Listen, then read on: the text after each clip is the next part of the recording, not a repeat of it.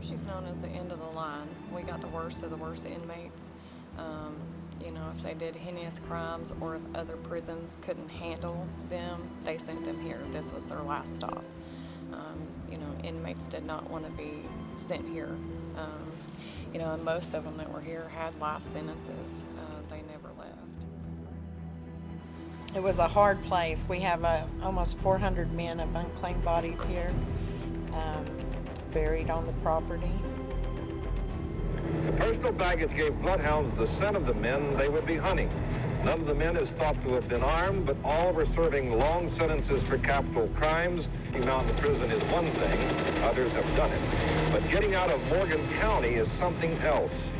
Brushy Mountain and neighbor, early afternoon, one of the 6 remaining escapees had been caught. David Powell, serving 100 years for murder.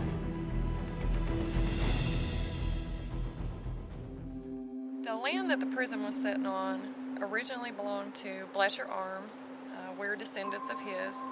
It was purchased by the state in a 99-year lease agreement.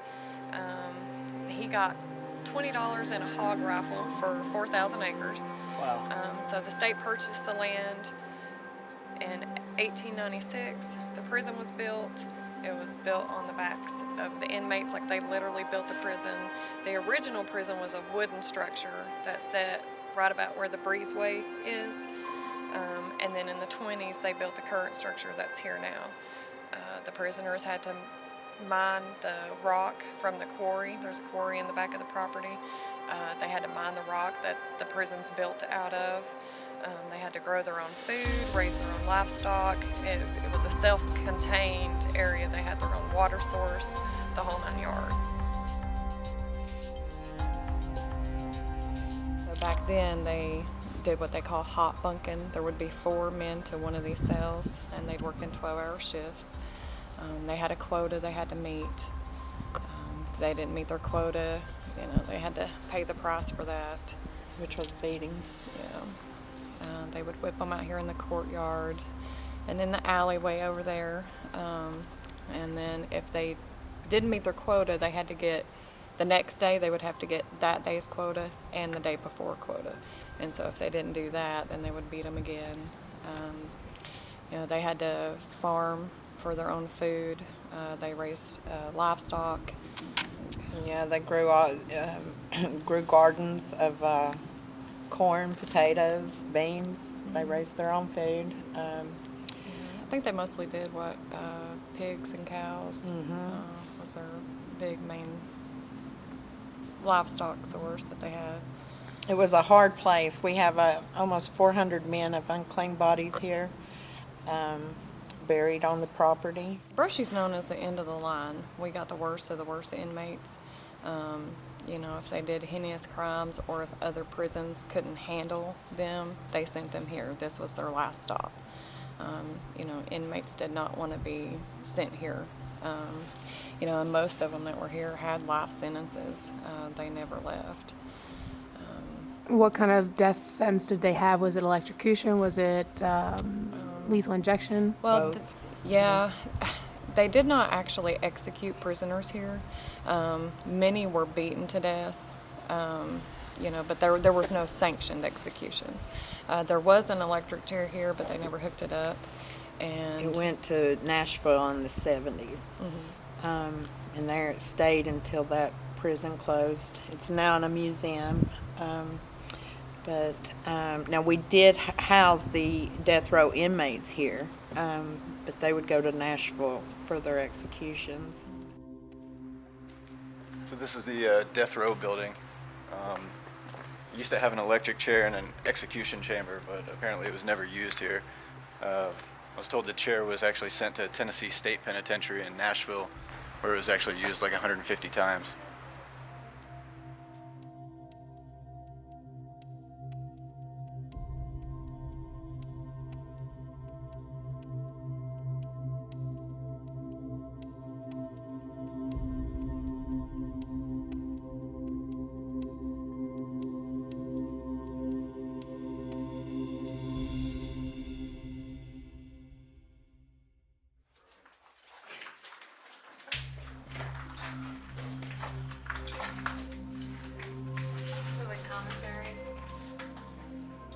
If you're in death row, you still get mail?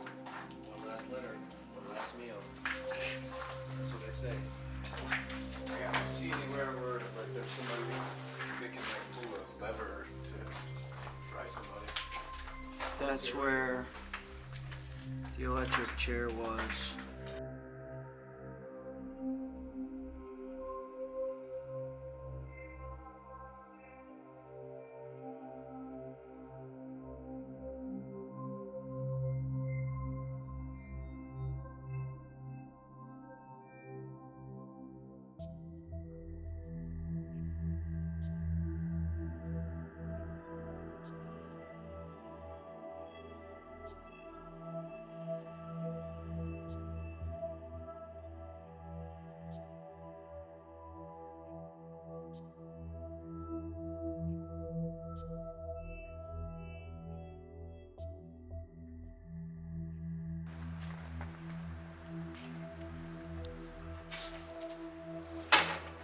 I think this is like where they got their like time outside or something like that. Yeah, it looks like their little yard area. I guess they used to work out here. It's like an old speed bag for boxing. Maybe a pull-up bar or something here too. Probably have like maybe even a heavy bag or something.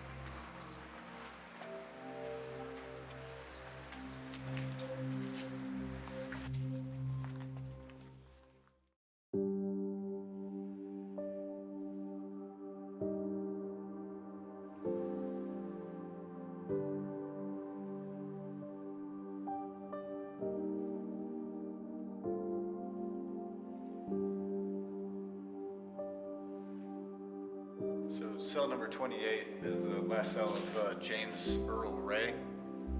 If you don't know who he is, he's the guy that assassinated Martin Luther King Jr. We housed James Earl Ray, who was known for killing Martin Luther King. He was last cell was 28 that he was kept in. They did move him around some because he was such an escape risk, but he did escape and went approximately 8.5 miles over the mountain before he was caught.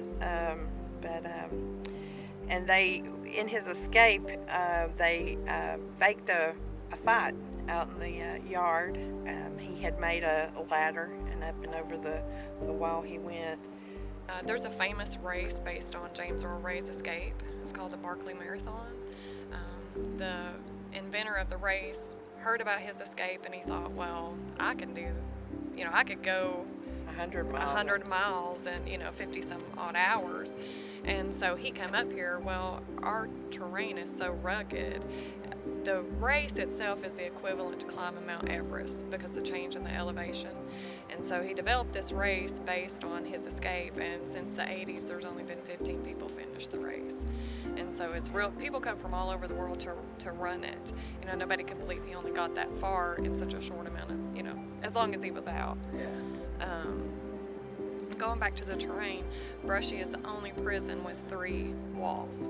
They use the cliff as the 4th wall. They called it the Alcatraz of the South. And so just the design and the layout of the prison and the setting, kept people from having successful escape attempts. And so, that's another reason they called it the end of the line. You weren't leaving when you come. One story we have there is while they were building the wall, there is one guard buried over there. He was a descendant of ours. The inmates here chopped his head off with a shovel. But we also housed Byron Looper, low tax Looper is what they called him, for killing his running mate in a Senate race. We housed George Hyatt. That was covered in the national news. He killed Cotton Morgan, one of the guards here, in an escape attempt in Kingston. Why did this place shut down eventually? I think it was like in 2009 it was? Well, unofficially politics. So, really, and, the prison is, it was hard it required so much, upkeep. It needed to be renovated. There was no air conditioning. Yeah. So there, it needed a lot of work. There's a prison about 10 10 miles, if that, down from here. That was newer, so they chose to just upgrade that and unfortunately, shut Brushy down. So we just spent pretty much all day shooting photos in this place. A lot longer than I expected because it was actually a lot better than I expected. A lot bigger. The cell blocks are pretty cool. It's a lot like Tennessee State Penitentiary. Pretty unique. There's no graffiti or anything like that inside. So it's all pretty much natural decay. Several different buildings and stuff like that. So one thing I like about this prison is that it has a death row, and I've been to a whole bunch of different prisons, and I think this is like the third one. There's one in Illinois, and then another one actually in Tennessee. This one was actually never used, but it's still pretty cool. I'm sure the guys that were in there were pretty worried about staying in that cell block. I would say like my favorite thing about like the cell blocks and stuff is like just like the stupid artwork and stuff that prisoners wrote on the walls and stuff like that. I guess that's probably my favorite thing about it. But the shots, just like the clean shots going down the hallways with the leading lines and stuff like that, is probably my favorite thing about the place. And then just how to end it, how does the community think about just having Brushy Mountain here still in the town? Well, I mean, it's part of us. Like we said in the beginning, it was our family that put it in lease to the state, and in that lease, there was an agreement that all of our family would always have a job here, as long as it was open. And so our family has always worked here. I mean, whoever wanted a job got a job. So it runs in our blood. I mean, and We're such a rural area.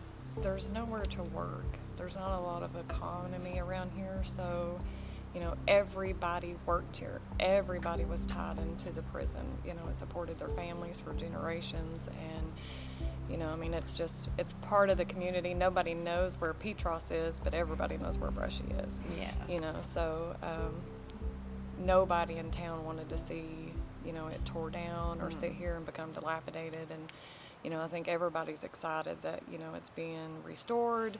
It's There's preservation of this place? Yes. That's yes. awesome. Definitely. Yes. So, it's going to remain here and hopefully continue to support the community, because without it, the community wouldn't have existed. Is there a way to contribute to the preservation of the site? Come visit when they open. Yeah. Pay us a visit, buy some moonshine. There we go. They're going to have concerts here. They'll have a campsite here. They'll do daytime tours. They do the paranormal tours now at night. What else? They'll have did I mention the restaurant already? I don't think so. think you did. They'll Yeah, have the restaurant. The warden's house will also be a bed and breakfast, so they'll rent that out.